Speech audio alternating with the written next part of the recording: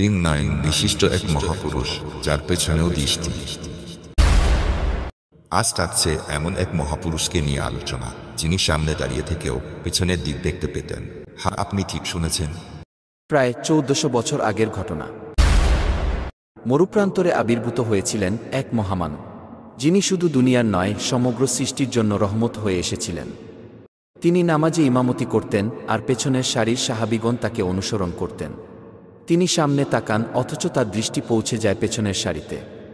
হযরত আবু হুরায়রা রাদিয়াল্লাহু আনহু থেকে বর্ণিত, নবী করিম সাল্লাল্লাহু আলাইহি ওয়াসাল্লাম বলেছিলেন, হে মানুষ, তোমরা যখন নামাজে থাকো তখন স্থিরভাবে দাঁড়াও, এবং পেছনের সারির লোকেরা যেন সামনে দাঁড়ানোদের অনুসরণ করে।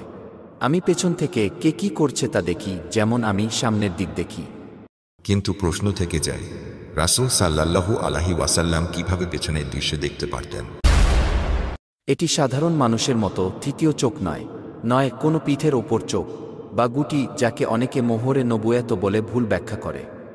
আসলে মোহরে নবুয়ত ছিল এক উঁচু গোলাকার মাংসপিণ্ড, নবুয়তের এক নিদর্শন, যা রাসূলের পিঠের ঊর্ধ্বাংশে ছিল। কিন্তু সেটি কোনো চোখ ছিল না। কথা কোরআন বা সহিহ হাদিসে কোথাও নেই যে তা একটি চোখ।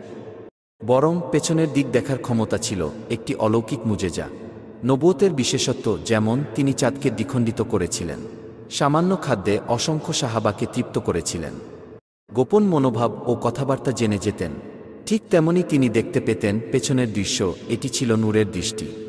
এই দৃষ্টি চোখের নয়, আত্মার। এই জ্ঞান বইয়ের নয়, ওহীর। এই খবর পেছনের নয়, আকাশের। আমাদের বোধ ও যুক্তি যেখানে থেমে যায়, রাসূলের সাল্লাল্লাহু আলাইহি ওয়াসাল্লাম এর মোজেজা সেখান থেকে শুরু হয়। তার প্রতিটি কথা, প্রতিটি কাজ প্রমাণ করে তিনি আল্লাহর প্রেরিত শ্রেষ্ঠ রাসূল, যিনি ছিলেন, আছেন ও থাকবেন। মানবতার সবচেয়ে মহিমান্বিত আদর্শ। এই দুনিয়ায় হাজারো চোখ আছে, কিন্তু এমন একটি হৃদয় দৃষ্টি কেবল নবীজিরই ছিল, যার আলোতে আজও জগৎ উদ্ভাসিত। ভাই ও বোনেরা, যারা আল্লাহর রাসূলের তৃতীয় চোখ বা পিছনে দেখা নিয়ে সংশয় ছিলেন, আশা করি এই ভিডিওটি দেখে সংশয় দূর হয়েছে। দয়া করে এই ভিডিওটি শেয়ার করে প্রকৃত সত্য তুলে ধরুন।